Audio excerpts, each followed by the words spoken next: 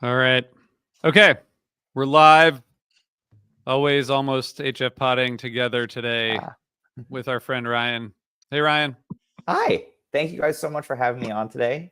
Been a while. Very happy to be back. So good to have you. It was completely, you were completely invited by us. We just wanted to have you on, and you were available. So thank you for being available for us. Yeah, thank you. Second try. I was gonna say thank you for approaching me with this idea for doing this episode. It was very nice of you to be like, "Wow, we're doing one of Ryan's favorite runs here. Let's ask him." Yep, there were no threats or anything. It's great. No, nothing. This wasn't promised 3 years ago or anything. Just remember we let it happen. Just remember we let it happen. Exactly. And I've been just desperate to talk about Mexico 19. So thank God. As we all are. As we all are. Is this the last fish run before Goose became a household name? No. I mean, there was Fish Summer Tour 2019. Oh, I guess Peach was right after. Yeah, Peach was 2019. July. Okay, I mean, but we're reaching the tail end. This is the end of the era where there's Fish as a jam band.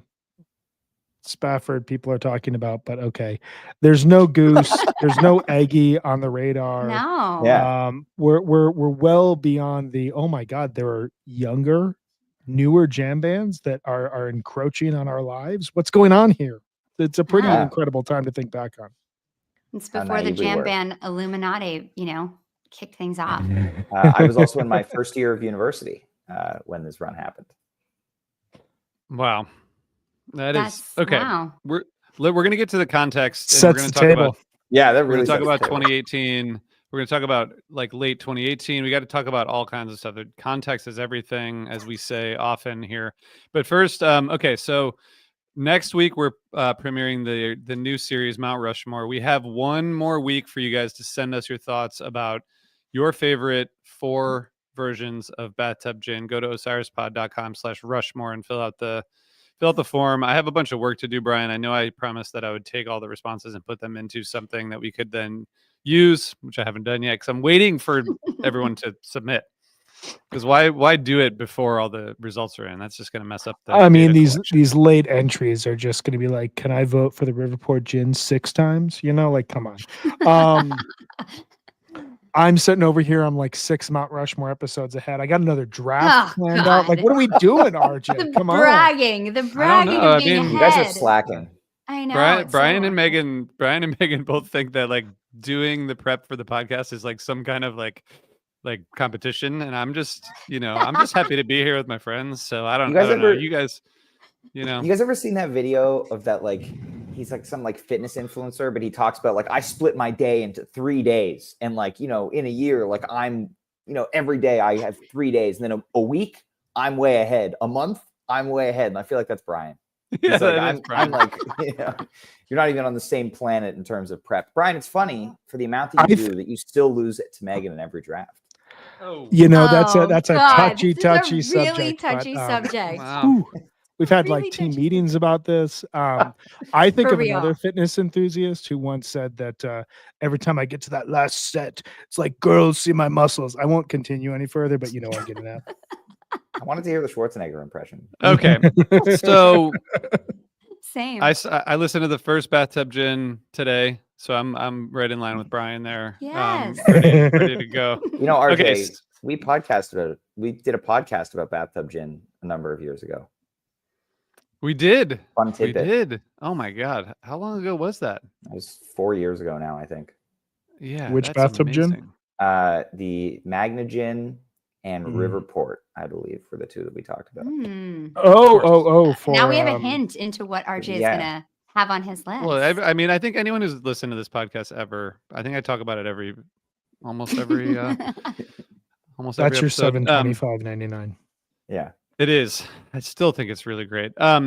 Okay, so we have reprise shows coming up, guys, and I know you all know this, but maybe not everyone does. So this week, actually, Reprise is playing at the Met in Pawtucket, Rhode Island. And then next week, we got Worcester, Saratoga, New York, and New Hope, Pennsylvania. We're going to be on tour next week. I'm going to be on tour next week for part of it. And then in the end of March, they're playing at Killington, in Killington, Vermont, at the Pickle Barrel, which is a famous venue up there. And then we have April shows, Burlington, Broadbrook, Connecticut, and Northampton, 17th, 18th, 19th of April. Go to repriseband.com. I'm excited to get out there, guys. These guys are like working their asses off getting ready. So if you don't have tickets, get some tickets. That's all I have to say about Reprise. I hope you guys are going to go at some point. Some outstanding shows coming up. Yeah. I would love to be there. I would just say that. Amazing show recreations here. We got to get into Colorado, RJ. That's all I'm going to say. Yep. Also to Canada. I know you're waiting for me to do it all, but we just got to get them out here. That's not how it works, Brian. Like, you got to just do it. Okay. All right. So before we get into it, we do have some voicemails. Our friends, our listeners, our amazing listeners have blessed us kind of a variety of voicemails this week, actually. So we have a couple we're going to share. I'm going to share two, and then we're going to share one at the end. So if you're the person who did the third one about Mount Rushmore, you're going to have to wait until the end to hear your own voicemail, because we're going to use it to set up next week's episode. All right, let's listen to this first one. This is a reflection on our roundtable we did last week, and I wanted nice. I wanted you guys all to hear it, because I think it's helpful to hear like some feedback on these questions we're talking about.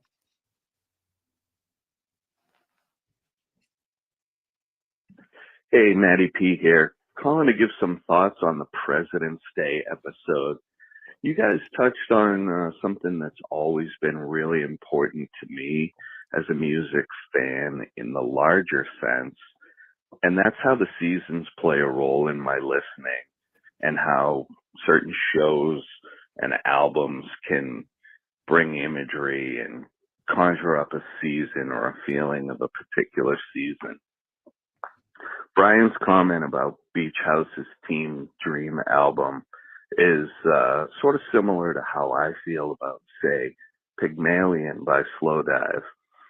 The imagery it brings to mind, the music sort of creates its own atmosphere and sort of reflects certain imagery in a season.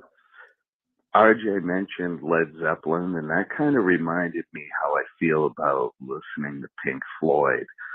They're sort of a fall-winter listen, and not likely going to make the cut for a day at the beach in July. Bands create this music, their art, and we can experience it and interpret it and connect it to seasons in our own way. And I just think that's such an amazing part of being a fan. Bye. All right, so that's it on that one. Brian, what kind of music are you listening to in the winter? Or what kind of Goose are you listening to in the winter versus the summer? I was going to say, we all know what kind of music I'm listening to, and it's not anything other than jam bands. This winter, I've been listening to a lot of Goose and a lot of Fish. That might be surprising. No shit, really? I know, crazy. Wow, that's wild. All prepping for this, right? Yes. Oh, yes. Yep. Definitely. Yeah. You gotta have the context. So you gotta listen to everything. Okay. Goose Winter 22, where Goose Winter Tour 2025 is very important to contextualize Fish Mexico 2019. Yeah. Hey, Goose Winter 2025. I think there's an argument that can be made there. I'm sure there is. You can draw the Brian can do it. I think we need. I just wish the tour was longer. I wish it was still going. You and me both. Yeah. That's my only complaint. Me too. You know, we're all there. Okay. All right. Let's listen to one more voicemail. This is about the album draft. There is a lot here to unpack. So you guys are going to have to get ready for this one. Oh boy. Yeah. Oh boy. It's right. Okay. Here we go. No one sets a stage like HF Pod. I'm nervous. Here we go. Oh boy. Come on. It's fine.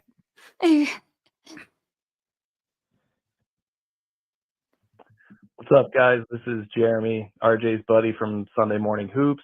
Just wanted to say that at first I was proud to be mentioned on your fine podcast. I sent the link out to all my friends and family to boast my fame. But now I'm starting to feel like me because with that mention, because I haven't even once scored all 11 points in a game since then. But that's okay. I've been working on my passing and mid-range fadeaway, as RJ may remember from last week. Okay, so I got to pause it there to give some context because this is important. Brian, you'll understand, and I don't know if you other guys will, but all right, Brian. So this guy Jeremy is like, I don't know. I never knew him when he was young, but I assume when he was young, he was one of those guys who like hit every shot that he took, and now he's my age, and he still hits most shots. So I'm usually like I'm taller than him, right? So I'm usually matched up with someone taller. But the worst situation to be in this pickup thing on Sundays is when someone screens or whatever, and then I see that I have to run over and try to get in front of Jeremy when he's about to shoot because I'm not going to get there and he's going to make it. And then the other day he's on the baseline, he's turns around, jump shot right in front of me and switches it, and the game's over. And it was a sad moment, but that's just some context for you guys. Thank you, Brian. Do you have any commentary? I understand that. I just want I get that. Okay. Thank you. I used to be a cheerleader for basketball, so I actually know quite a bit about basketball. Oh, I don't think I knew that. Yeah. I thought it was I always thought the cheerleading was football. We did both. I feel like every sport had cheerleaders at all the good ones. But just kidding. Okay. All right. Let's get to the album part here. But anyway, enjoyed listening to the album draft episode, but I do have a few bones to pick about some of the picks that were made or not made and the overall format that you guys use. So first of all, everyone is entitled to their own opinion unless that opinion is that Round Room was the best studio album that Phish has ever released. I mean, come on. There are no less than 4 throwaway songs on this album. That doesn't even include Anything But Me, All of These Dreams, or the incredibly weird self-titled track. I remember listening to Pebbles and Marbles and Walls of the Cave when those songs were released before the album and had so much optimism. But yeah, Round Room fell flat after that for me pretty much. Secondly, I'm still trying to wrap my head around how Lawn Boy goes undrafted. You've got 5 of 9 songs. More than 50% of that album consists of set 2 jam vehicles or set closer type songs. And the recorded jams for Reba and Antelope alone should have made Lawn Boy a great pick for either the recorded jams category or the 1.0 albums. Big miss by all of you. Now, regarding the format, I would have preferred the 1.0 and 2.0 to 4.0 categories to be kept to studio albums only. When you're asking voters to compare live Phish like Slip, Stitch, and Pass to studio Phish, it's not really apples to apples. It's like me asking, how was my fantasy football draft when I picked LeBron James to be my starting left fielder? And as for the recorded jams category, again, keep it to the studio album jams and maybe draft actual album tracks instead of entire albums. Since it's already too late with this draft, you can make up for it by doing a Mount Rushmore of studio album recorded jams and see what you guys come up with. But in all seriousness, keep up the good work and keep cranking out the nerdy Phish content. It's confusing the hell out of my family when I'm listening and have it on while cleaning up for dinner. Take care, guys. See you on the court on Sunday, RJ. Peace. Oh my gosh, that's great. I have so many feelings about that. What are your feelings? Go ahead. I want to hear them. My feelings are just, I appreciate someone that's listening that thoughtfully and has so many good ideas for us. We love his Mount Rushmore studio recorded jams draft. That's a real lot to say. But yeah, I think it's really interesting because there's been a lot of talk online about how Lawn Boy did not get drafted. But when he was saying that there's a lot of songs on Lawn Boy that are jam vehicles, they don't jam on the album. So that's, we're talking about the album, not the potential of these songs. Although I would say that you did maybe evolve with that logic. Yeah. So yeah, but that was a great voicemail. Thanks, Jeremy. It was a good voicemail. And Round Room being, I don't know, Brian mysteriously disappeared right when the I noticed that Round Room was happening. But did you hear it, Brian? I did. Are you guys able to hear me? Yeah, we can hear you. Yeah. Okay. I was having, for the first time in months, internet issues, coincidentally, as I was being raked over the flames for taking raked over for sure. Funny how that works. I will agree with all of these dreams. I don't think that's a very strong song. I'm really not sure about the anything but me opinion. I think that that's maybe the mid-range shot wasn't dropping that day, and he was feeling really tense. I don't know. Round Room as like a not good Fish song. I think it's one of Fish's best songs that they just strangely don't play, which never really made any sense to me. I don't know. Yeah. There's a 2.0. You know, there's a 2.0 thing, you know. I love that I album. think that's part of it. You do, My just because thoughts- it came. Yeah. Yeah. My thoughts about the last draft are complex and deeply emotional and unhinged in a lot of cases. So we'll just leave it at that. Yeah. We'll say there's an outstanding 2.0 album that I probably should have taken first, but kind of thought I could hang around until round 2 or 3, just based on historical trends around the album's appreciation. But I was wrong. Sometimes people get really aggressive. They cut you at the knees, and then you got to fight with no feet, and you got to fight with like these little hooves, like that happened in like the Middle Ages. Oh my God. Have any of you guys seen The Last Duel? Like maybe I should have like fought a little bit more aggressively. I don't know. But see, this is where like I actually don't want to get into this because I am nervous about having this kind of an argument. But I will say, Brian, that I love like debating. if you say that an album is not super popular with everybody, but then that is the album that forced me to win, it's very confusing. Like that logic just doesn't work for me. Like if it's I an don't think album, that album forced you to win.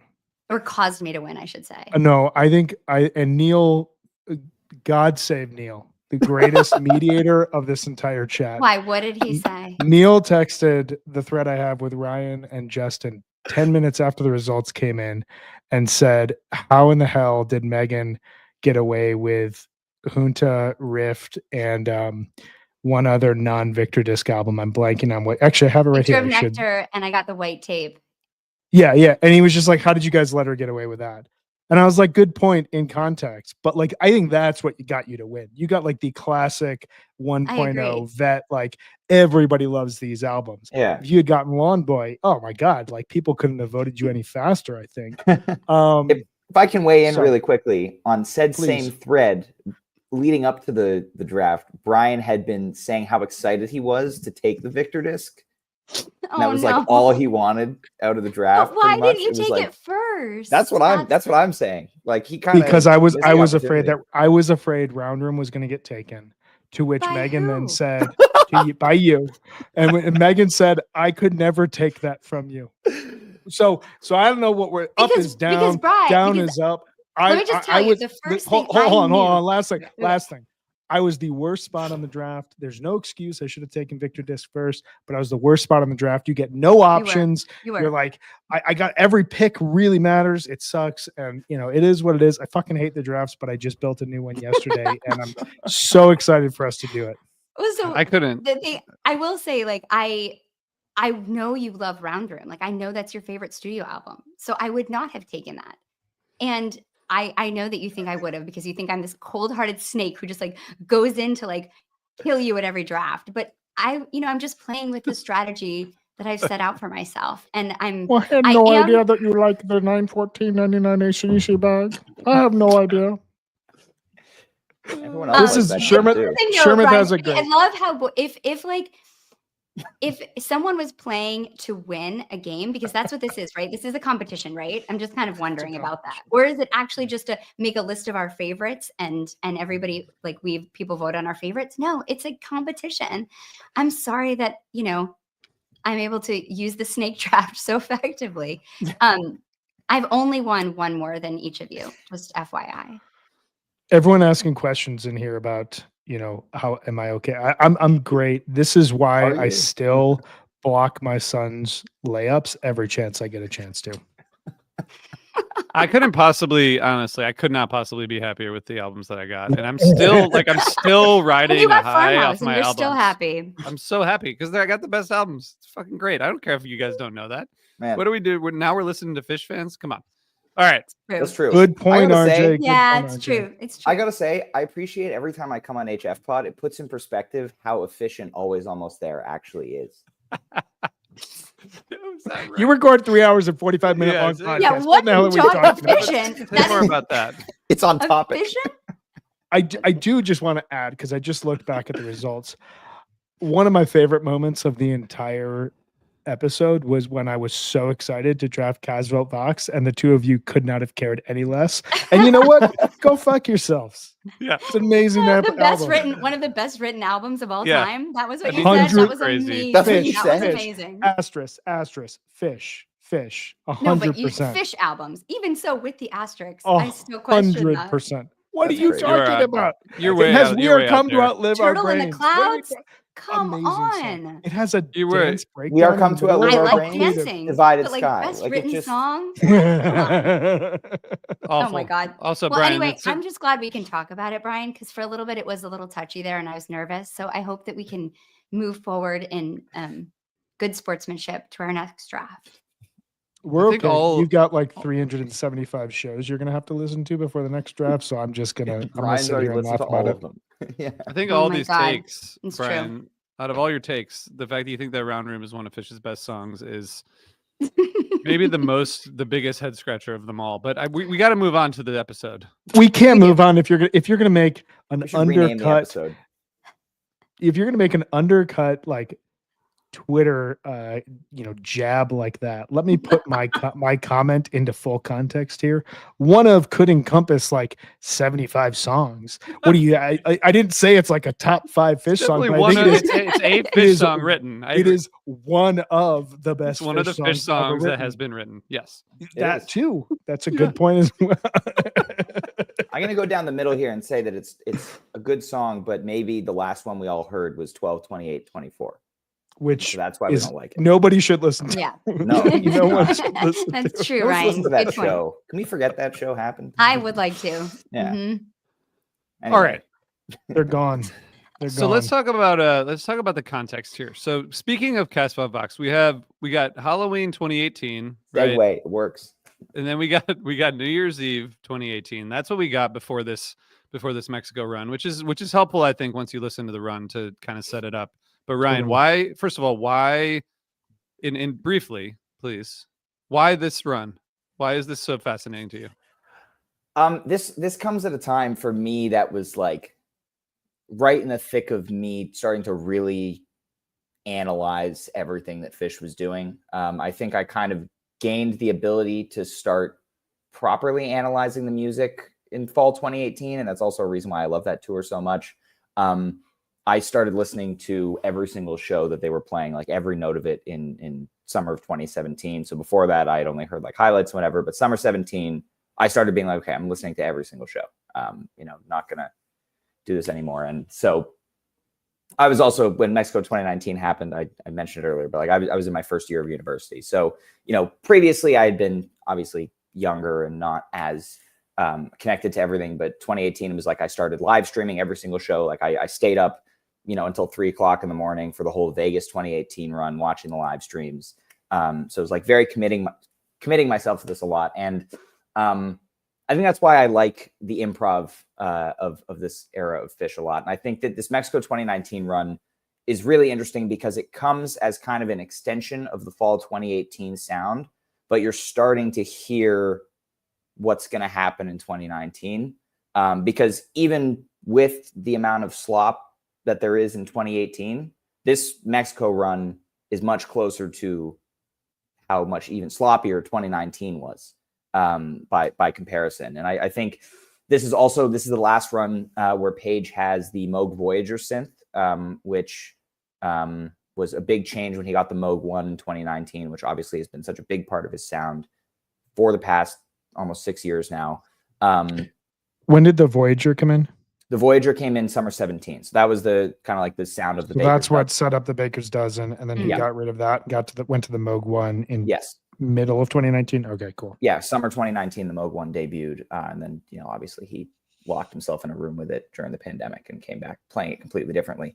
But yeah, so this is the last run with the Voyager. And I think it's very clear listening to, even if you listen to the first set of 221-19, it's very clear that Page and Fishman are the MVPs of this run. Like Mike is obviously playing really well. I will say, definitely listening back, he's not as like, I think he and Paige were the number ones of fall 2018. I would say that he's probably a number 3 out of the 4 of them. Yeah. In this Mexico run. Agreed. But it's really Paige that elevates so many of the jams here. And I love some of the spaces that they hit. And, you know, we'll talk about it when we talk about specific jams. But I think to me, it's the improv is so compelling to me because you have that fall 2018 sound, but you also have it's Phish. And so they're already trying to move beyond that and find some new things. And I think that there's a lot to talk about here. I think if you can point out some of the, like when we talk about the jams, where that synth sound kind of, you know, is, which I assume, I think I know what you're talking about, but yeah, the big kind of point to me listening back was the Paige carrying it forward. Like Mike was not playing as dynamically as he is today, of course, but not even as dynamically as I think he was like in, I guess maybe 21 when he kind of started to step forward a little bit more. But it was more like Mike and Phish driving everything, which I think is really cool. And it's so loose, it's so open, all this jamming. And I think that's partially because Trey's not super upfront either. It's just it's very like, it's cool. It's like way more like experimental kind of jazz sounding to me than a lot of other Phish that I've listened to more recently. Brian, what was your big takeaway listening to it? Well, I have 2 because you asked for one, I give you 2. And one is going to be very broad. I think that, you know, there's an interesting, if you think about this in context, and you think about the early part of 3.0, you kind of had this pattern of a really strong tour or a really strong segment of shows would then immediately be followed by kind of a reset. And that reset would usually be kind of like a retreat to, let's just play the songs and let's just play the songs really well. And we'll kind of fill set lists with good songs, kind of in a weird order, not a ton of jamming, just kind of a hint of it. And you would have these little moments like fall 2010 and then parts of summer 2011 and summer 12 and, you know, fall 13 and then summer and fall 2014. And it kind of dipped for the last time in summer 2016, I feel like. And you can make this argument that from Dick's 2016 to Mexico 2019 was this elongated, sustained peak of Phish. There are certainly some outlier moments and outlier shows that are just not very, you know, not up to par. But like overall, you've got a really strong fall 16 run, a great MSG run, a really good Mexico run, the Baker's Dozen, fall 2018, as Ryan has mentioned. Obviously, huge parts of summer 2018 are just filled with massive jams and really good set lists. The Halloween run was great in Vegas. New Year's Eve was extremely strong with just an outstanding 1229 and 1230. And then you have this. And after this, the remainder of 2019 is extremely hit or miss. It feels like kind of a pullback to the earlier part of 3.0, where we were kind of getting into a reset mode. And so when I listen to this, I think a lot about where we're at with Phish today and how much I think the pandemic benefited them. That you can kind of hear them at the end of the line of a lot of ideas and a lot of connection points and a lot of set listing choices and variety and surprises that had come back and started to feel a lot more normal, in quotes. Sure. You know, this like anything can be played, anything can happen. I mean, this first show of the run, it's an 81 show gap average. Like we have just gigantic bust outs that nobody would have ever expected to hear again, really long jams in really unique places. But then the other side, as I was listening to it, is a band that I really wonder was it that they had lost some interest in the Phish project, or was it that their schedules were just super busy at this point in time? Trey's doing Ghost of the Forest. Mike's band is going kind of crazy. Yeah. I think that this was when Fishman had a lot of issues going on at home and also had he was in the state Congress. Paige Vita Blue around reunion. Vita Blue, yeah. Paige is a Vita Blue reunion. Like it almost feels like they're at a point where they just kind of have to play a gig. And so they play a gig and they show up and they give you what they do best, which is shock value, surprises, and jams. but not necessarily at their best. And Right. so those two kind of competing thoughts kept going back Mm. through my head as I listened through this. That's a really interesting point. I hadn't really thought about the side project thing, but is 2019 the year of Fish with the most active side projects? Because I think it might be, because you have Tab, you have Ghosts of the Forest, which involves Trey and Fishman. You have Vida Blue coming back. You have Mike Gordon Band playing a lot of shows. And yeah, as you mentioned, Fishman also being in Congress. There's also, yeah, there's a lot going on. There's like the Grammy Museum. There's like Between Me and My Mind. Trey's got that movie coming out. Right. Yeah, there's a lot going on this year. Yeah. And so, yeah, and I mean, and your point about the pandemic as well, I think, you know, the further we are from that period, I think we're able to talk about it less in you know, our personal experiences during that time and more from like just a strictly looking at Fish context. And, you know, Trey has said in a ton of interviews, like forcing himself to be locked in an apartment with his guitar, like made him fall in love with playing the guitar again. And Right. I think we've talked about this before. I don't know if we've talked about this on the podcast before. I'm sure you guys have. And I know we've all discussed it separately, but like, I don't know where Fish is in 2025 without that forced break and without Totally. Trey having to play guitar yeah. again, because that's the one weak point really in this Mexico 2019 run. Like if you plop down like even like 2023, 2024 Trey in this run, it probably sounds significantly better because he's practicing now, he's playing now. It's still sloppy, but like, you know, I texted you guys this morning, like in the 2:22 set, he starts both Sanity and Walk Away in the wrong key. Right. And Yem, and and the it's Yem also- opener is cool, yeah. but it's kind of a mess. Yeah.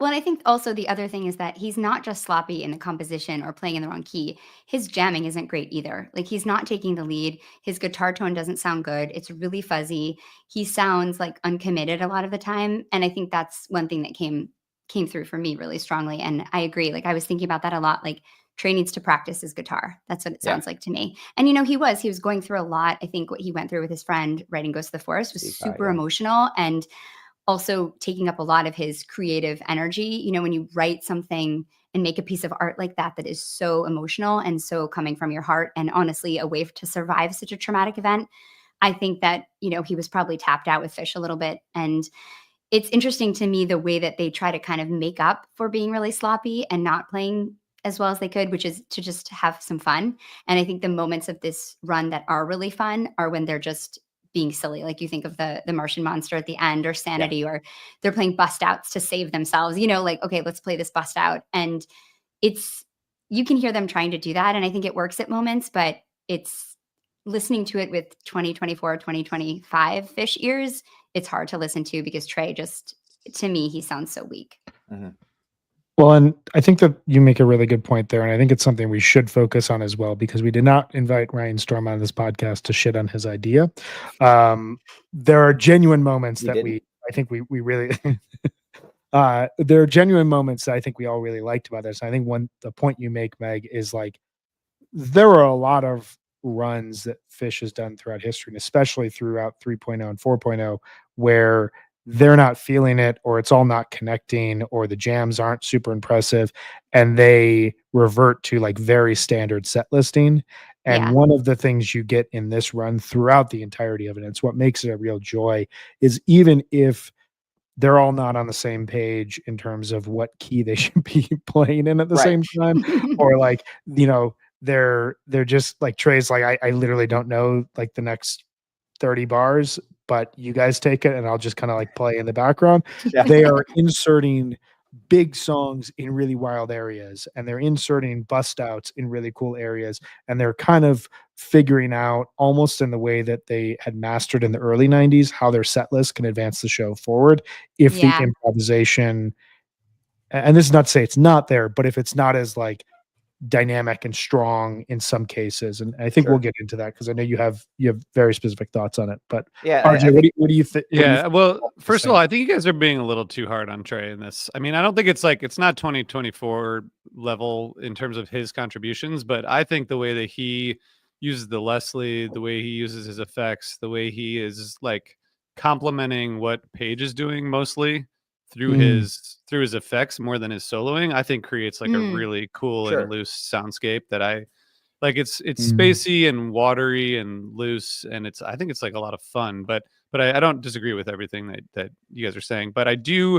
appreciate you guys mentioning Fishman. I just want to mention that the Maine state legislature is only in session for 6 months, and they don't like really do that much. So like I don't want to like take away from people who serve in public office because it's a noble cause. But It is an interesting time for you to make this argument, RJ. My Just- goodness. man. you know, Seriously. Well, Just on want Would guys you to, like the know, Maine state legislature to write to you and tell you what they did last week? Is that what you're asking? they're for? watching I'm this just podcast. saying- I bet I'm just Is saying, RJ like, really Doge? they're gonna hear about it.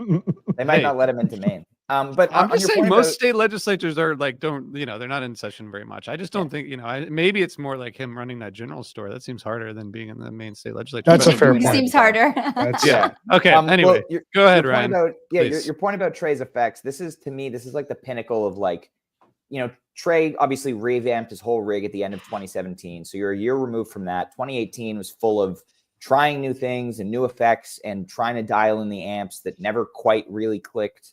And this run is like the peak. If you look at what he has behind him on stage, like this is the peak of like he has so much shit there. And if you go to TreysGuitarRig.com and read what was there for Mexico 2019, and then you look at what he dialed back when they came back in the summer, like, here he is like 2 cabinets and like, mic'd up in so many different ways and like 80 different effects.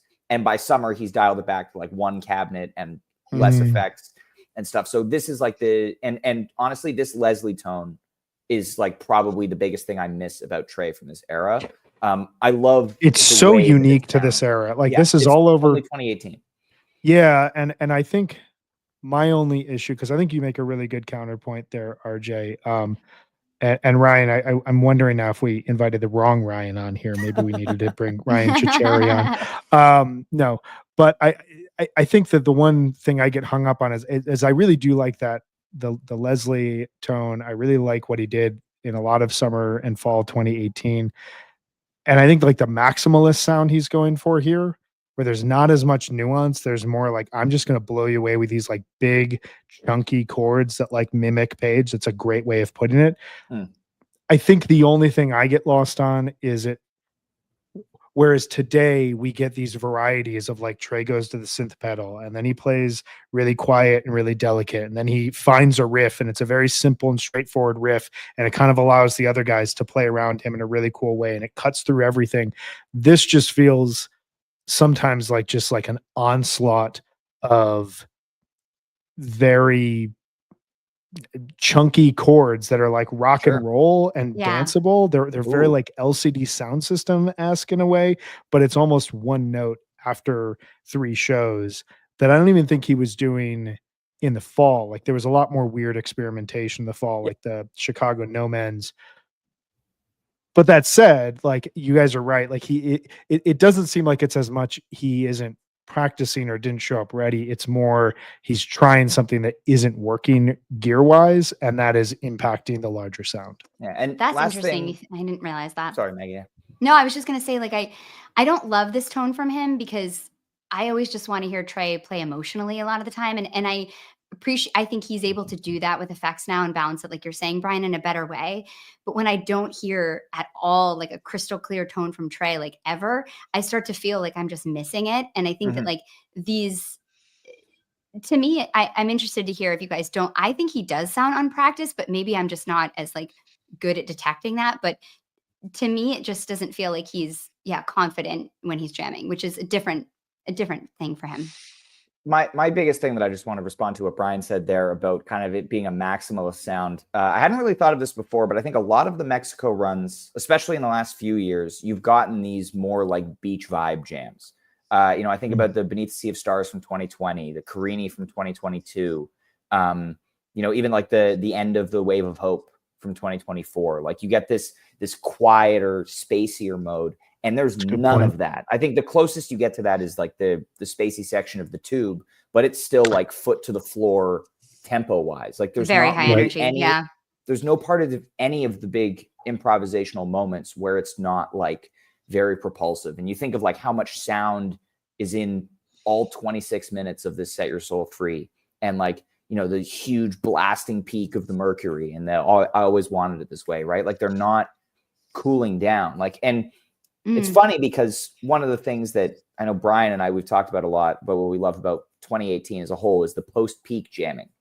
Yeah. And you get that a couple of times here, but this is when it starts to go away a little bit. That had been such a big thing in the fall. Like, they hit the peak and that they still have like 10 minutes left. On the other side, there's like which weird is the distorted best music. part. Yeah.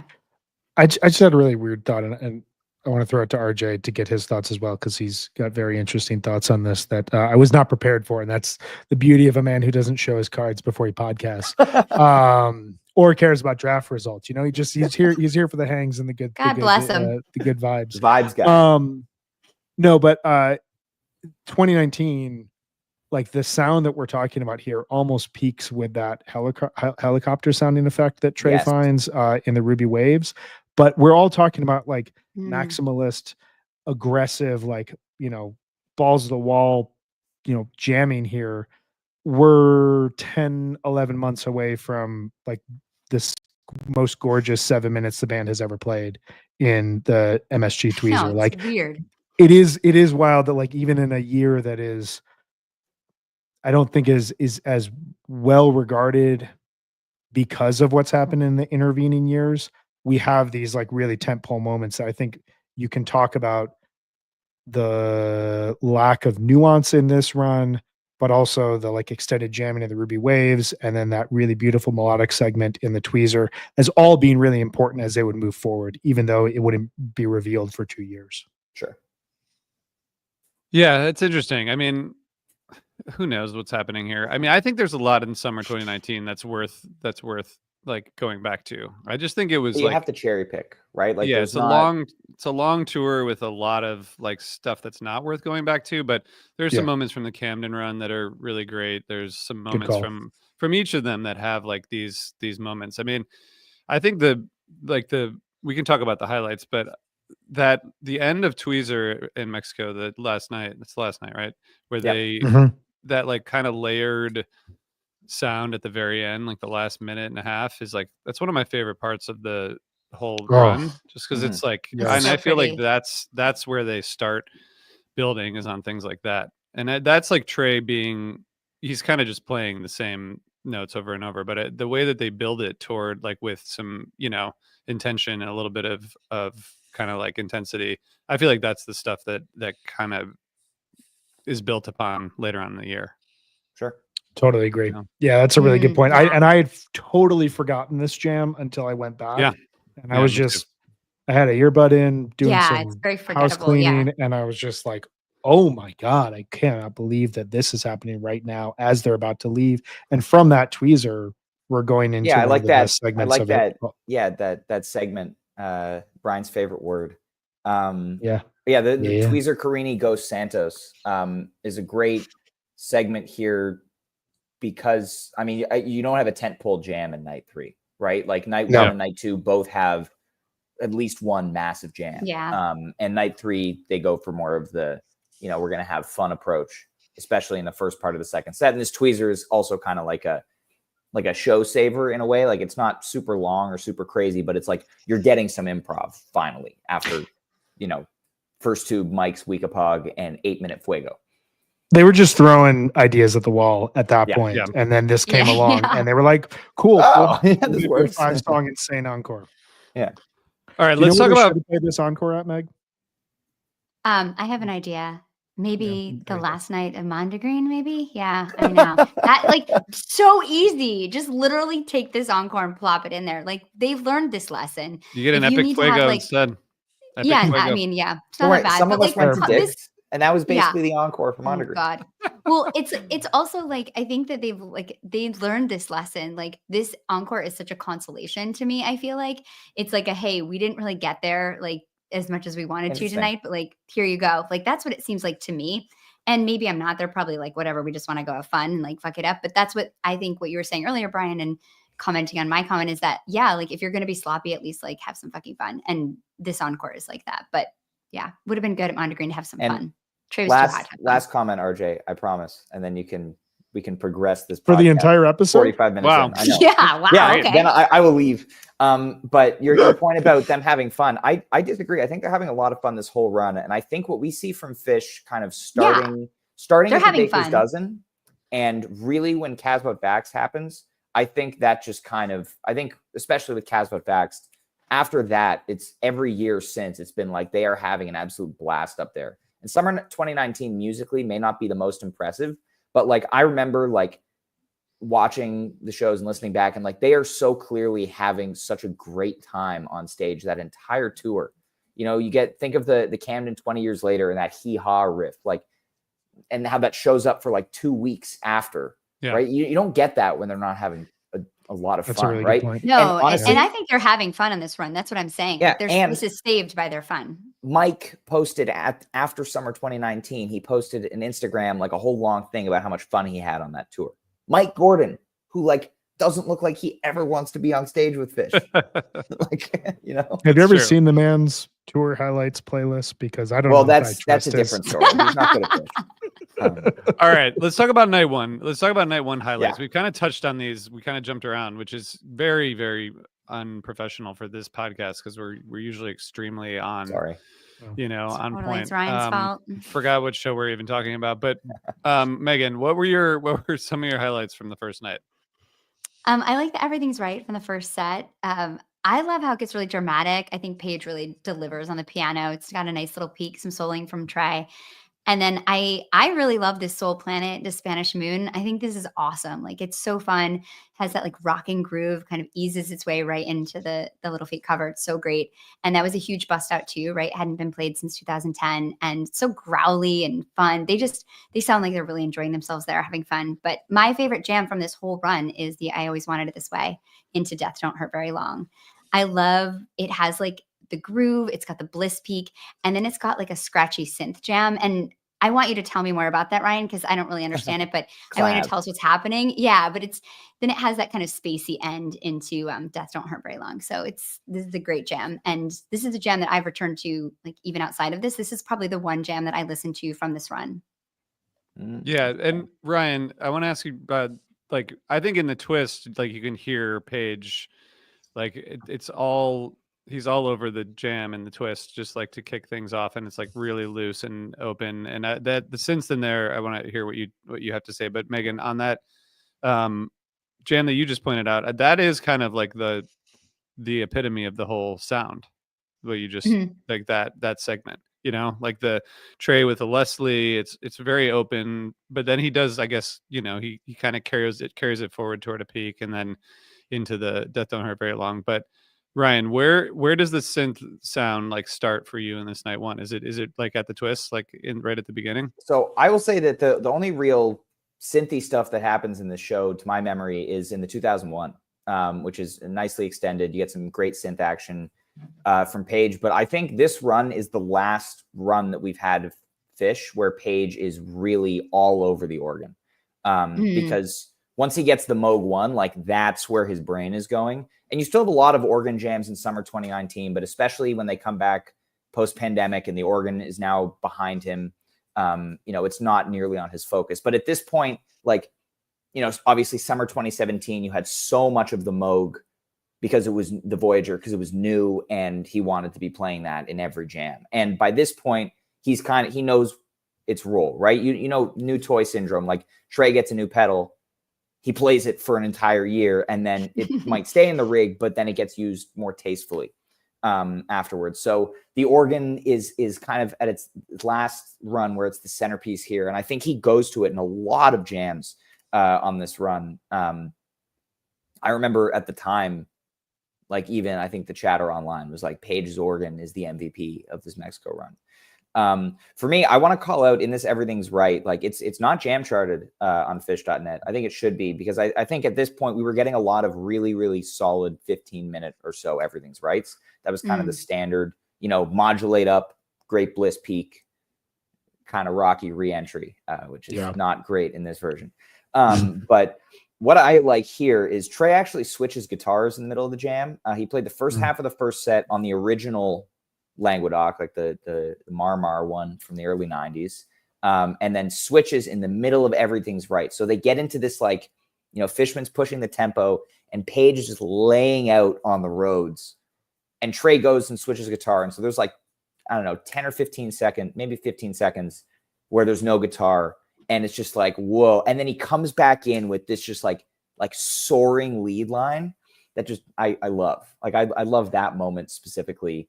And the way that Page sets that up is just so incredible. And it's a great peak if you ignore how they got back into the song.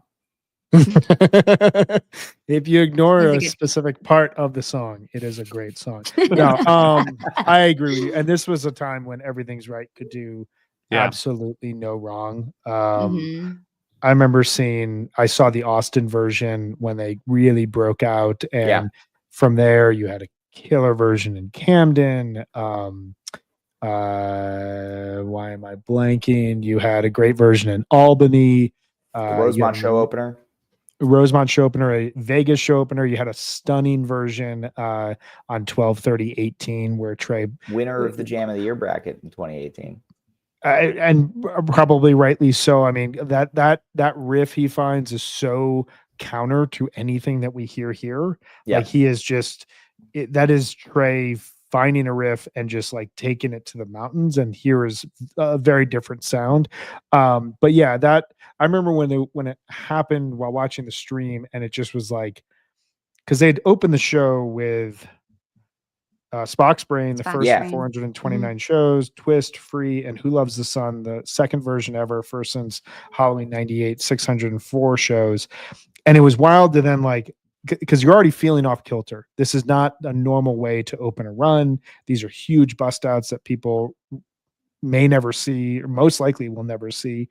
And then we get Everything's Right, which is all right, this is the song. We are here. We've arrived. And it's a great jam. I think, well, we should also note that we get We Are Come to Outlive Our Brains next, but I know you guys don't like that. Yeah, one of your favorite songs. Greatest song Trey's ever written. Greatest song. One of the best songs ever written. Yeah. One of the best. One Top of five. the best. Absolutely. One of the best. But now we know that one of the best means just one of the songs written. Yeah. What else do you think one of the best I means? mean, we all really You like want me to Fish, do a so, ranking? you know. Yeah, where Is where one you of the rank best We Are top Come to Outlive Our 100? Brains Or is it like in top relation to Yam. 25? I would put We Are Come to Outlive Our Brains as top 35. I That's think it's insane. Wow. I think it's Wow, that is abs. so wild to me. Okay. Can I Why don't speak? we do a song draft? What are we even fucking around with here? Let's go. Brian I better doesn't get Let's a do it list right of now. Brian's favorites. Let's do it right get a list now, of right Brian's now. Megan, favorites. you're Right drafting now. Whack 2 round 1, right? You have Yeah, to do it by exactly. you got to do And it by I'll- alphabetical order, right? So we can each draft from like A to D. Titles. Exactly. Let's go. And then I just need a list of all Brian's favorite songs, so I don't pick any. Yeah. I'll s- Round I'll s- room. I'll s- All right, Go on. I'll send Brian, an go email. ahead and defend yourself about this. Well, I'm not going to. I'm not defending that. That's a whole nother podcast. I was going to give you my pick for Jam of the Show, which is the Please. 2001, which is the first really good 2001 in a long time. It had 8-5-18. been. Go ahead. 8-5-18. 8-5-18. That's a good one. That's a very good one. That was kind of that and 10-31 2016 were like these first, and maybe Chula 2016. We're starting to be interested in this song again. For a long time, from 2.0 into early 3.0, it was like, hey, it's middle of the second set, second night in a venue, and we have no idea what to play. Let's just give you a 6-minute 2001. From this version, we go into we come out of this and we go into the Nashville version, or excuse me, the Philadelphia version from 2019, the Mexico version from 2020, Nashville 2021, which is short but is like effects drenched. 10/19 2021 in Eugene, a near 14-minute late second set, deep jam with 3 jam segments within it, and then the 10/28 2021 numbers opening version. We are entering Love that with one. this The version, and Renaissance. that's a great opened up the show. you thought it Yes. was going to be Bowie at times. You had no idea what was going on. I remember watching from home and being terrified for everyone who was in the venue because it just seemed so intense. And then it just But- explodes like a Yeah. fucking bomb going off. You Oh my get God. that. I mean, it's outstanding stuff. That in 1999. I mean, what a show Yeah, opener. exactly. Maybe Oh. you could have recommended that run, Ryan. But that's I'll talk neither about here nor Fall there. 2021 too. Like, There's plenty to talk about. They played some of their best songs ever in this run, so we're doing great. You know, Yeah. It's a Only good they point. played Archie. Round Room. Then we'd really be off all the you're charts. missing. Where do you rank Spock's Brain, Brian? Brian, one thing about the Before or 2001 I after enjoy the Backstreet? fact that Spock's Brain does not attempt to sound like it's a very amelodic song. I enjoy that aspect of it. I would like to see it once. I don't know if it's like a song I mean, I love Summer It's not one '95, of so the now best. we're talking like top 75. No, but I It's just pretty high. I think it's just important to note that this that was a joke. I think it's just important to know. note that this is this is the dawn of a new era for 2001, and we hear it Mhm. here, and we hear it coming after all these really big jams in the second set. That's it's a notable moment that happens on night one. Okay. I love how the so- like ambient space under the jam and Yeah. like they've got the chorus going, but they're still doing the ambient space. That's sick. We're gonna take a break real quick before we get in trouble. So I think the thing about the 2001s, all those that you mentioned, Brian, like you were saying, Megan, it doesn't really. Those are all. They all involve some sort of dark, quiet moments, and maybe that's part of the kind of building of the peaks. But you know, like this version has like half of it is just quiet and building, but I think that's what makes the peak like pay off even more. It's interesting that they got into that space, whereas like the earlier in the 90s, the big 2001 jams were just like them just going insane for 10 minutes at a time, Yeah. you know? Right, Yeah. right. which is I which is feel like I'm crazy. like sour on this song a little bit because it's like ruined the last 4 quarters of 12:30 for the last like 2 years. So I'm like, I don't know. I love this song, but I'm like, now when I hear it, I'm like, oh fuck, this is like I think they're like- that's a fine perspective. I do not need to hear 2001 again. I don't like. I've I been love there. it, but I don't. Yeah, I don't want to hear it in like a 4th quarter on fucking 12:30. That's I for sure do. where I don't want to. I don't want to hear it when it's 5 minutes long. I think that's Well, the issue. Then you better But just not that's hear what it at it's- all. Yeah. And they wouldn't go there if they didn't know if they knew something better to do at in the 4th quarter on 12:30. Sure. Like they wouldn't be playing 2001. Come on, they'd be in the middle of a fucking 45-minute Ruby Waves or something. I just good. looked at my stats. I've seen it 25 times. That's enough. I'm good. I'm good for life. I'm not disagreeing with anything you guys are saying, but there is a like clear period where it was revitalized, and it totally. pretty much starts And- here. Yes, I agree with that. Yeah. Okay, let's talk about night 2. Friday, 2/22/19. Brian, where do you go here? I assume you're listening to the whole show every time, but let's just say you weren't. What are No. your highlights? Well, that's the thing about this era of Fish. If you listen to the whole show, you're going to Yeah. be wincing a lot. Mm-hmm. I have not gone back to this Yem for that reason. It is very cool, and I remember streaming the show, being like, "Oh, they opened with Yem! Oh my god!" But yeah, this is not clean by any means. Yeah. I'm listening back to the No Men, which is very sneaky good final few minutes of that jam. This Tube, which is an incredibly efficient 8 minutes. Do not skip this Tube. I love again, this Tube. Page. So there's some nice Voyager synth work early on. That's like that kind of bassy synth that Page is playing, and then just the Rhodes work. And I think this is some of Trey's most confident playing of the run when he comes in for the peak here. And they really nailed the reentry, which is key. So love this Tube a lot, but it's obviously it's the Set Your Soul Free Mercury. One of the I can never remember the exact number. It's 8 or 9 times in Fish history where they've done back-to-back 20-minute jams. This is in the middle of, Brian, you're talking about the 2001 Renaissance. This is at the peak of Mercury right here. You had it finally become realized at the end of 2018 with Rosemont, with Vegas. You have this version, and then you have some incredible versions throughout 2019. And then it basically has never jammed again. So, what the hell's up with that? But I don't know. I know we've been asking for years. But this Set Your Soul Free is my jam of the run. I love the maximalist approach through all of this. Again, Page just going so many different parts of his rigs. rigged. There's a whirly segment, there's a Rhodes segment, and the organ, but it's really the final peak. The helicopter sound you mentioned from the Alpine Ruby Waves pops up in this jam. You kind of had it similar kind of delay work in the I Always Wanted It This Way, and the 12:31:18 7 Below, I think, is the first instance of him using that kind of effect. But the end of this Set Your Soul Free, when they get into that like kind of twee prize ascending progression, and then Trey does that thing that sounds like an airplane taking off or landing or something. Oh yeah. I love that. I want to like punch a hole in a wall out of excitement every time I listen to the peak of this jam. Like it's awesome the last couple of minutes.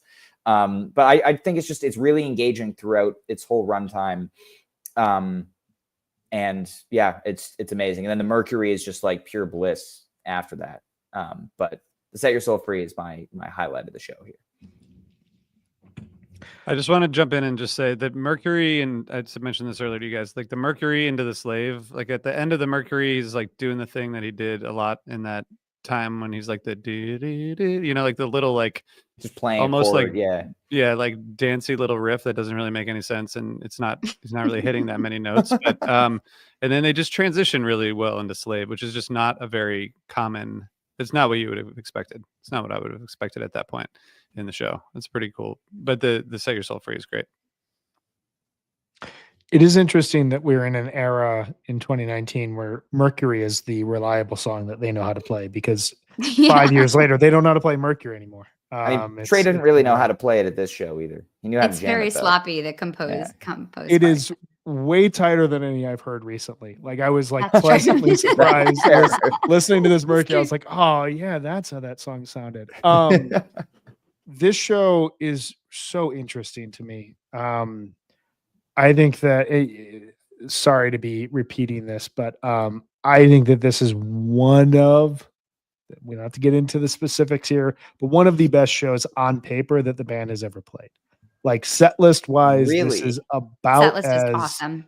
This is about as Fair. amazing of a set list as I could ever envision being. Except for the written encore. out. Except for except for the well, no, you know what? More is And heartfelt. if you got 5 minutes to Good, but like play- best show they've ever played.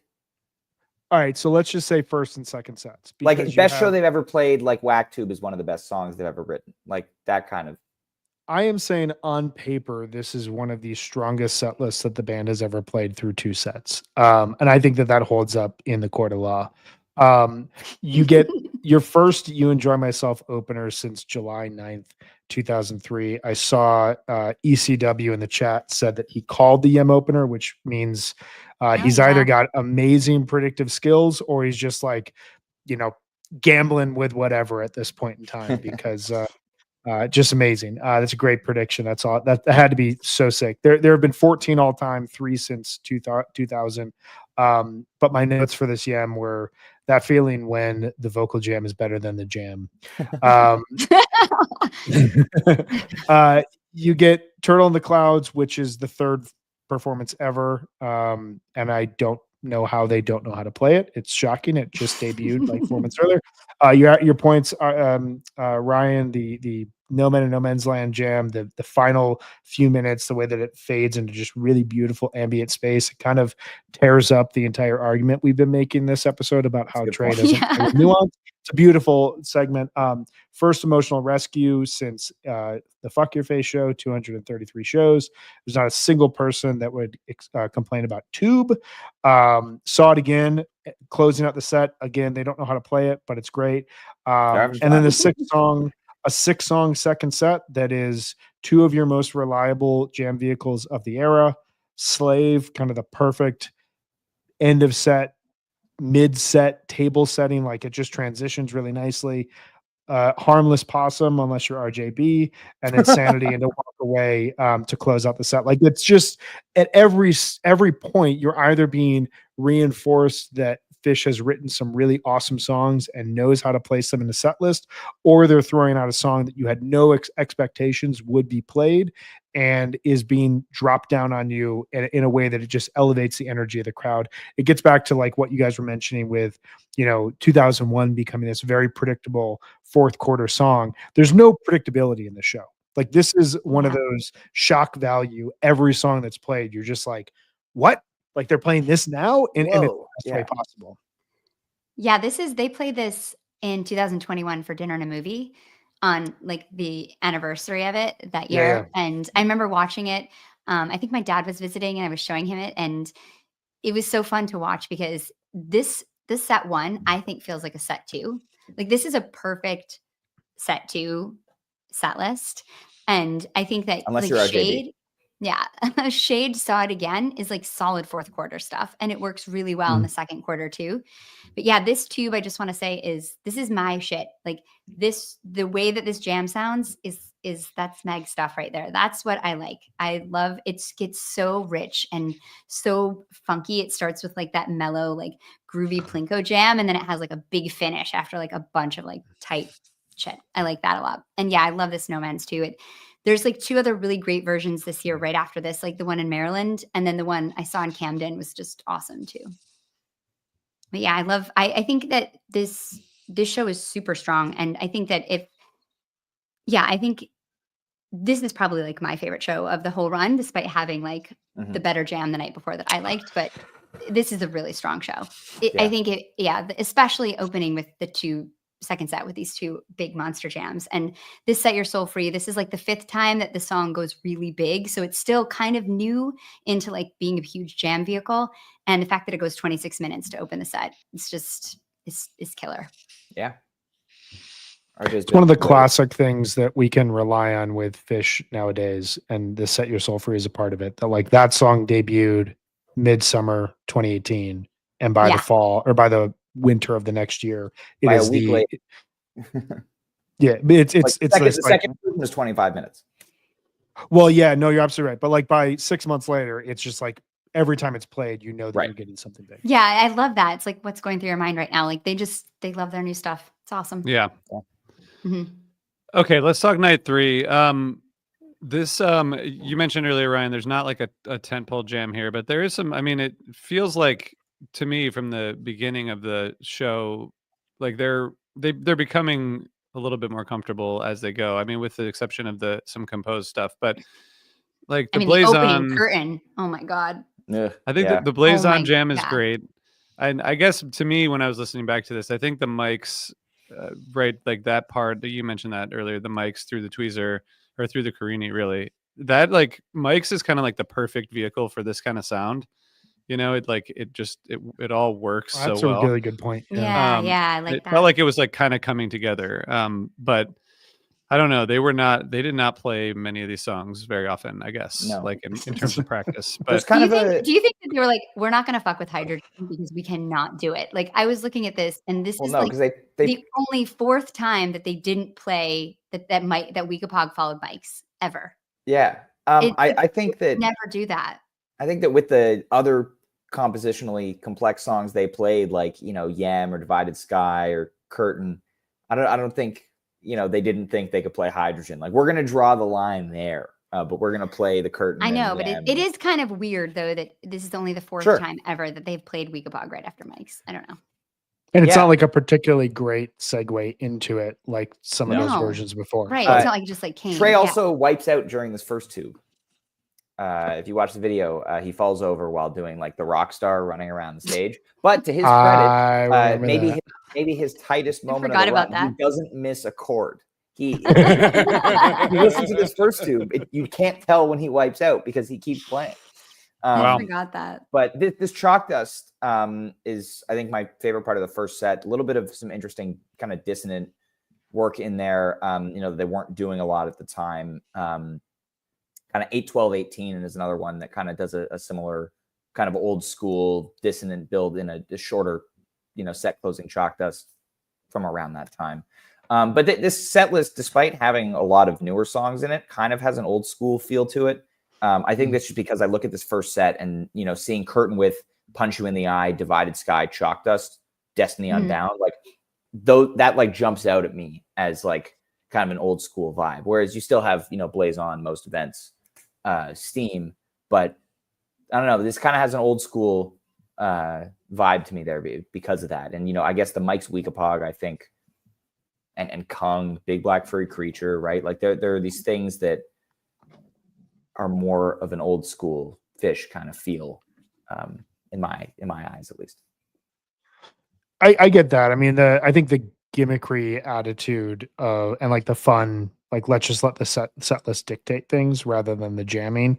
You're absolutely right. I don't know if that's because they'd kind of reached the wall with the jamming, or if it's like the final night in Mexico vibe that tends to happen every so over the last couple of years, where it feels a little bit more like you're all going home, we're all going home, like let's just have like an inconsequential fun night of fish before we all have to be up and be ready for the buses at 5 o'clock in the morning. I think it's interesting. Someone commented in here, this runs back to the first show of the run. So sorry, RJ, for throwing us off even further. But Soul Planet is played in this run at a time when Soul Planet was like one of the dominant songs of the era. And I'm just looking through recent years. It was played 3 or 4 times in 2022, twice in 2023, and once in 2024. So you're kind of like count now. And the time it was played was an outstanding version. It was the Deer Creek jam, really, really outstanding jam there. But it's interesting that like some of these, like we're kind of at a crossroads with Fish's songs at this point in time. Like they're really pushing the Kaz Vote stuff really hard right now. They haven't written a lot of the songs that are going to go on Evolve. So like you do get this like between two eras, I think, throughout the entire run. But this show,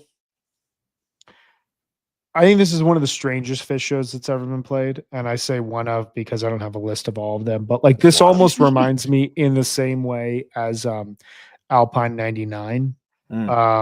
Not just because Trey fell down in both shows, but because like structurally they just make no sense. Like Fish shows tend to have this like flow to them, and there are certain shows where like a narrative to them. There's certain shows where that narrative is just like thrown into a blender and spun up, and you get weird things like a Gaiudi opener into a 32-minute fluff head into The Man Who Stepped Into Yesterday, and then like a bizarre second set and an encore of all bust outs. Like this show is basically, for the first 3/4 of it, kind of just like a band that's ready to jump on an airplane and get back to whatever they were doing before the weekend. And then you get this really inspired segment that we talked about at the top of the show. So I won't like dive too much into it, but like for me, everything from Tweezer through Tweezer Reprise is as high quality as the jamming that we've gotten throughout the weekend. It's super fun. It's super shocking. It's just like you talk about old school Fish energy. It's kind of just an unhinged, like, we're going to do whatever we want. And you all paid the money to get here. You knew what you were paid paying us for.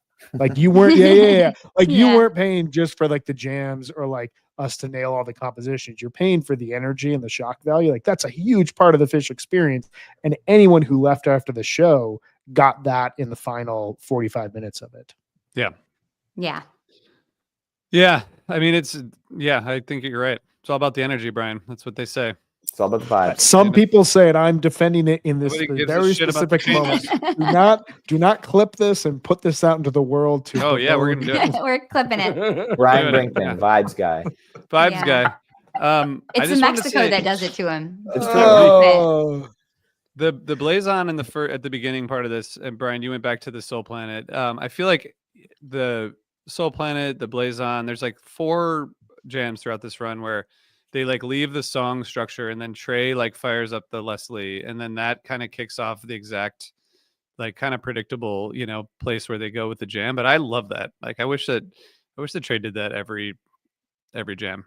Yeah. I love I wish the he sound. still has this Leslie. I know. It's such a great, it's just like such a great way to start a jam, it like basically kind of cedes the territory to Paige, because then Paige kind of like just takes it and goes somewhere else, and then Trey kind of doesn't have to do anything after that, which is awesome.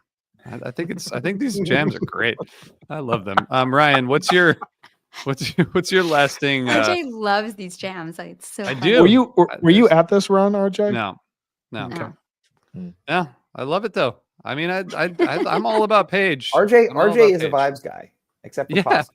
obviously. All right, Ryan, what's your lasting impression now that we went back through in detail? Well, I think it's become more clear with time that this is a stepping stone between two eras of the band within, the later 3.0 era. Brian, you mentioned, some of the new songs getting debuted. But you also have, this is the last run before they get the entire album's worth of Ghosts of the Forest material. And that all gets dumped into set lists throughout the summer. And I think one of the reasons why 2019 as a whole is so inconsistent is because Trey and the band, but mostly Trey, is trying to put 2 entire albums worth of material into the Phish live repertoire all at once. Yeah. Because you also have, now the Casbah Vax songs, aside from Santos, they're pretty infrequent at this point. And we know. The Ghosts of the Forest songs are basically just like Ruby Waves and the occasional Drift. Right? Like we're not getting Beneath the Sea of Stars here and Beneath there. the Sea of Stars, yes, thank you. But in 2019, Wider has never really been. That's been played once. It got played once, and Fishman Mike and Page didn't learn it in advance. Fishman and Trey at Mohegan in 2019, they just started playing it, and Mike and Page had not learned it. It kind of happened. But I say this in the most loving way possible, but Trey is such a jerk sometimes. I mean, it segued out of a jam. I think it was actually Fishman who went into it, because it has that kind of weird beat. But the point is, you're about to get all this material dumped in. So this is the last kind of, even though you have the newer tunes like Everything's Right and Soul Planet and Set Your Soul Free, this feels like the last Phish run of this era, because the set list changed so much in 2019. And then when they come back post-COVID, they've got lots of new songs. And these newer ones continue to dominate in jam vehicle slots as well. So I don't know. Yeah, it's so fascinating to look at, especially now 6 years later.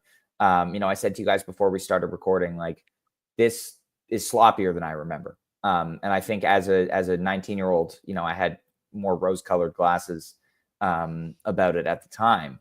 And so going back to it, it's so interesting to contextualize a run at this point, because 2019, as RJ said, there are highlights from that year, but there are very few full shows that you want to go back and listen to. And I think that contextualizing it in the journey, at the time, you could kind of contextualize it as where the band was going, out of the Baker's Dozen and that reset that you mentioned, Brian. They needed to reset at the end of 2018.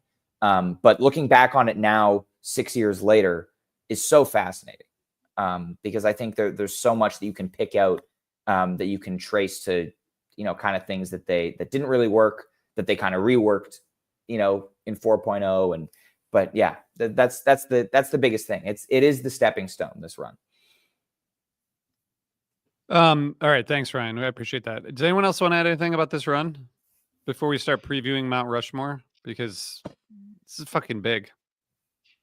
It's big. I think Ryan's points are incredibly strong, and I'm gonna just cede the floor here, because I think that he made as in-depth and as thoughtful of a reflection on this run as possible. Thank you. I think that you are seeing the end of a great period of Phish, and it's very clear in hindsight that the band needed a slight reset. And whereas I don't wish COVID on, in a lot of ways, I wish it hadn't happened. For a band like Phish, that forced break of the pandemic was an outstanding opportunity, as it was for a young ascendant jam band who would utilize streaming and webcasting shows better than anyone during COVID. Was it Aggie? Yeah, exactly. That's who it was. Hey, there's another band playing Spanish Moon right now and having a lot of fun with it. I'm just saying, it's happening. I Megan, have one what do you got? takeaway. It's very small and not deep at all. But if you're going to play sloppy, at least make it fun. And if your show is kind of sucking, play some bust outs to make the fans happy and just have a good time, and maybe do something wild, like play Kong or Big Black Creature from Mars or Iculus, or do something crazy like that. That's my takeaway. Less That's profound. great advice. When in Wow. doubt, Play it what's to the bust out on the Yeah. Play large the list fucking we can bust play out. right now? What Just is, Yeah. who's boom. going to complain?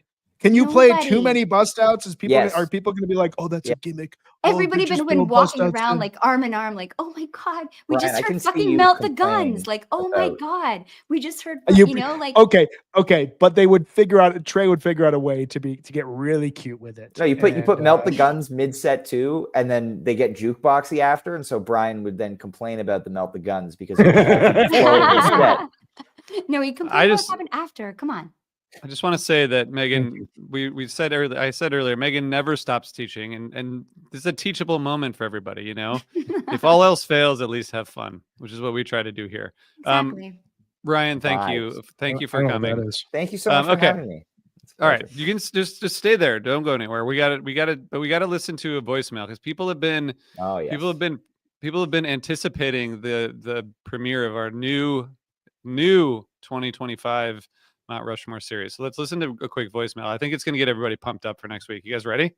Is everyone Yeah, ready? I'm already pumped up, but yeah, I want to hear it.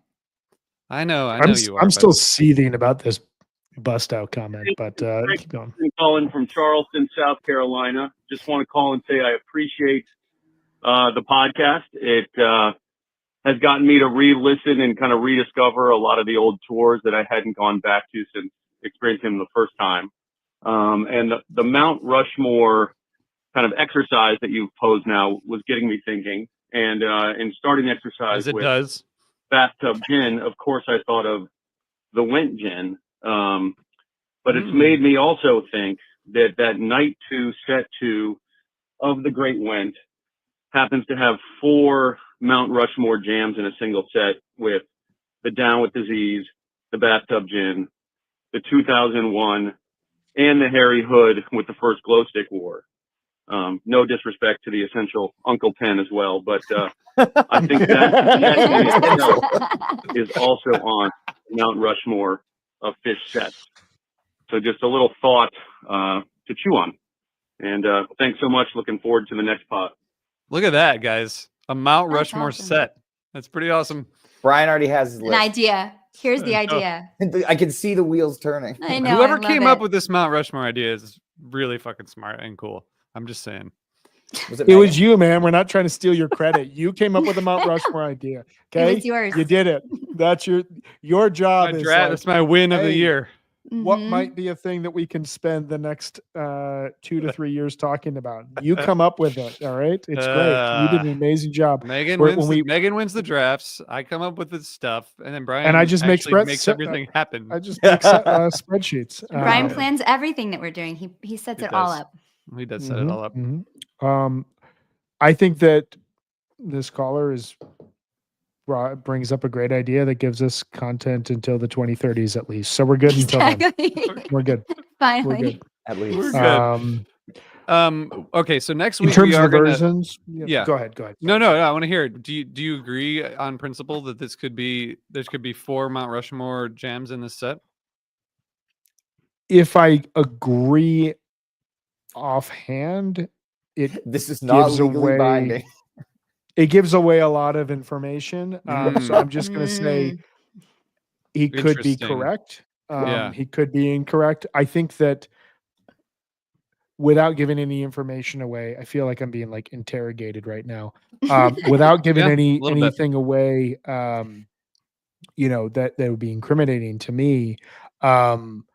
Those 4 jams that he listed are 4 of the best Phish jams that have ever been played and 4 of the best versions of those songs. Whether or not they are all on the Mount Rushmore or any of them will come down to individuals who are running the gamut of these versions and figuring out what the Mount Rushmore is. And we will present that and we will have debate and we will have discourse.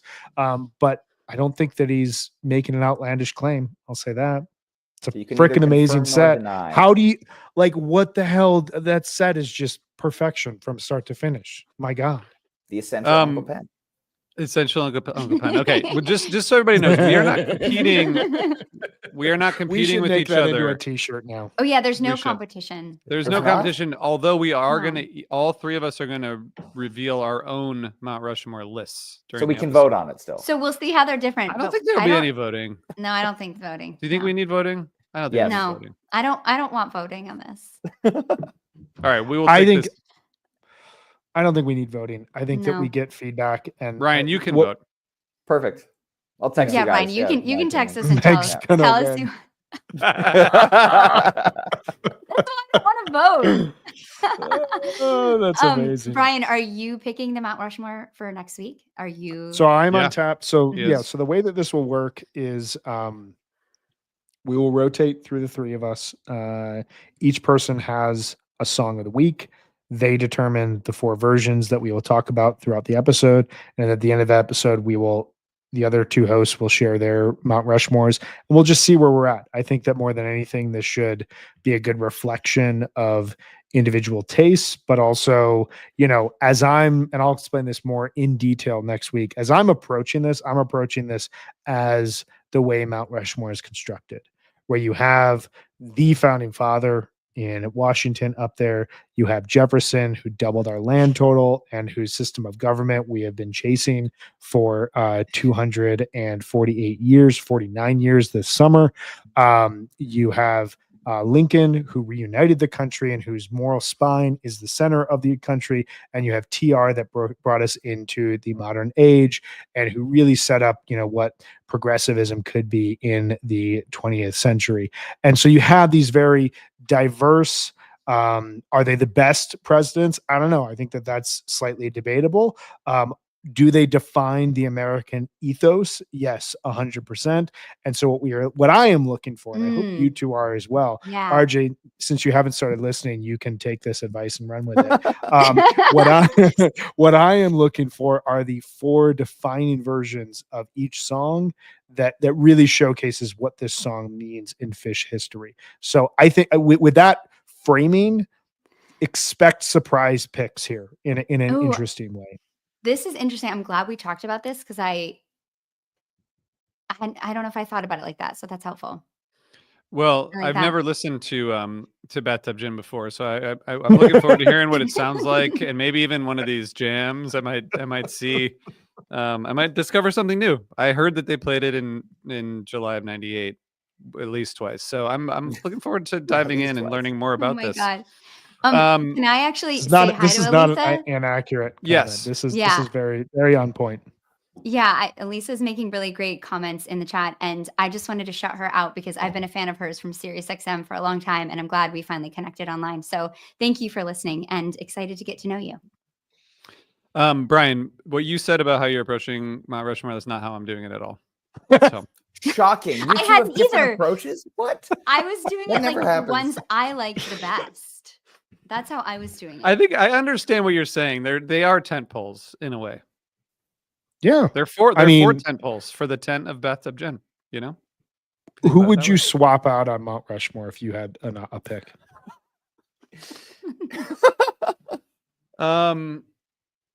Millard Fillmore. I don't think you could swap anyone out. I mean, I would add FDR per our conversation last FDR's week. got to go on. Who would you take out instead of if we put FDR on, Brian? I don't I mean, think I you would can- take I mean, out- I would take out. I mean, do we really need 2 founding fathers up there? Right, like you I need think that- one from that era. well, I think you And have to have Jefferson Washington. was like a kind of an asshole, in retrospect. He hasn't aged well. I think you could swap out Jefferson for Madison if you're going to have 2 founding fathers. The problem is if you go beyond the founding generation, who do you go for? Like the next logical pick is Andrew Jackson, and I don't think anybody wants that. No, Absolutely not. no. Well, I mean, I'm just saying, like we're going with like what like I don't want to go too far down this road with defending Andrew This is a Jackson. Phish podcast. Yeah, exactly. I'm like, But I would probably swap out Jefferson for Madison. I just maybe I'm a vibes guy and I just keep reading books about James Madison, but like I'm so taken by his vision for America. I think that you need that on Mount Rushmore. But anyway, well, if you want to make He a tried bet to about invade Canada. Fun fact. It didn't work. Say that again. Wait, He tried to invade Canada and it didn't work. He did. Yeah. Well, I Mm. mean, you guys did have the British Empire backing you up, but I don't Well, like yeah, Canada monarchies, wasn't a so country like, you yet. know, But you know, exactly. I Yeah. want to say still that if won you that guys one. want to look at the odds of who will be on Mount Rushmore, like I'm willing to wager. I'm willing to wager. this is a fish podcast. So there's a we have fifth that coming added, next I know week. it'll I be. mean, the fact that we're going to be able to compare fish jams to American presidents is kind of the combination of everything I've ever wanted in my life. I feel like I need to like do more work now that I didn't know that we have No, to be come on, comparing them no. to This is, American again, history. I'm like, this is fuck. Brian doing 4D prep. You Yep. didn't know that you had to have a president for every single one of your jams. I know. Now I'm like, oh God. Good call, Brian. Good call. I Well, like that. Franklin should That's be not there. just Megan. You have to just we'll all be ourselves. That's No, all I we know, can do. and that's I'm just kidding. Right. I did it as like what my favorite four were, but I think that is just as valuable, and you're going Yeah. to be able to defend that just as well. Like you do not need to turn this into these truths, fish Mount Rushmore edition. But I I'm think really having excited for this representation series. about across eras though is important. yeah, Yeah, I do and think that- so too. that's And one I'm thing not I- done prepping, so That's one thing I thought about when I was doing this. Yeah. I'm just really excited because I think that we did a really strong job with 40 for 40. I think we did a really strong job with top 25 tours. I think this kind of combines elements of both of those and allows us to talk about fish history in an unending way that we'll certainly get into debates. There will certainly be bad takes. They will happen. RJ has to give us the 4 best possums ever. So like that week leading up to it, the texts Oh, that Megan boy. and I are going to get are going to be worth the entire project. So I'm stoked for it to launch. I think that the cool thing about the last 2 projects, I actually just went back and rewatched our first episode for 40 for 40. And RJ is like, are you guys ready for this? We're taking on a whole new project. Can you believe this? And That's awesome. the way that we've taken this podcast since that launching, I think gives us a ton more content. I hope for you as listeners gives you more to dive into, more to debate internally when you're like out for a 5-mile jog and you're like, why the hell are you defending We Are Come to Outlive Our Brains? What's wrong with you? And then texting all your fish friends about it. Like, I hope that you all enjoy this content as well, as much as we love putting together, because that's what it's here for. It's so fun. I Unbelievable. love these projects. I can't wait to do a new one. All right, we'll see you next week. Ryan, thank you so much for joining us. It was fun. If I may, really quick, before we log off, anyone's watching live and likes Goose and wants to hear a similar podcast with different people and me, where we talk for a very long time about Goose and also talk shit similar to these 3 fine people here. Check out Always Almost There, a fellow Osiris podcast. We do a live recap the day after every single Goose show. And tomorrow, if you're watching this live, but February 25th, Peter of the band Goose will be joining us live at 5 p.m. Eastern to talk about the Sweet 16 of the 2024 Jam of the Year bracket. It's going to be fun. Also, Winter Tour we will be talking about. There's a lot to cover tomorrow. It's probably going to be long, but this is the 3rd year we're having Peter on. We can't wait. It's going to be a lot of fun. But thank you, guys, for having me on today. It's a real treat every time I get to podcast with any of you. So thanks, Alex. I'll take it. Can I ask you Thank you, Can I ask you Ryan. one question? Yes, Brian. What is the most egregious jam that made it into the Sweet 16? Ooh, that's a good question. I honestly, I gotta say, nothing super egregious. The only one that I disagree with happened today. The Cincinnati Thatch beat the Soul Shine Everything Must Go by 3 votes. It was a 5 seed beating a 4 seed. So can't be too upset about that. But luckily this year, people are so far being smarter than last year. Especially So last far. year, So far. I would have had opinions. So Yeah, far. there's lots of time for people to make mistakes. Have no. Brian, can I ask you one last question before we go? Yes. So one thing that I found really funny when I got to talk to Peter was that he actually likes to talk about Goose, like he's a fan. Oh, yeah. Is he good at Goose? Like the way that we always joke that like people in fish are not good at fish. Like, is he good at Goose? Peter is better than a lot of people who are fans of Goose. I would say that. Okay, well, that's we're fair. gonna talk. We're gonna get to talk to him tomorrow about his personal jam rankings. But yeah, his rankings are very solid. He helped seed the bracket this year. He submitted a list, Nice. which Nice. has been kept a secret. We may or may not be revealing it tomorrow. Wow. But yeah, he's better than you'd expect a member of a band to be at analyzing their own music. And that's because he's a That's nerd like awesome. the rest of us. We love that. Yeah, great guy. That's gonna be fun. Always a Can't wait good for that. guest. Yep. Yes. If he put together tour highlight playlists, they'd be better than Mike's. We can Yeah, do that. sure, For for sure, certain. for sure. There would not be a California Magic on it, for the equivalents. That's W- fine. Okay, that's enough. That's enough slander for now. All right, guys, you know the number. Our number is 484-416-0488. Call us and leave us a message. Also, if you submitted a list for Bathtub Gin, but you have things that you want to say, feel free to leave us a voicemail. We're going to be back next week. Thanks, Ryan, for joining us.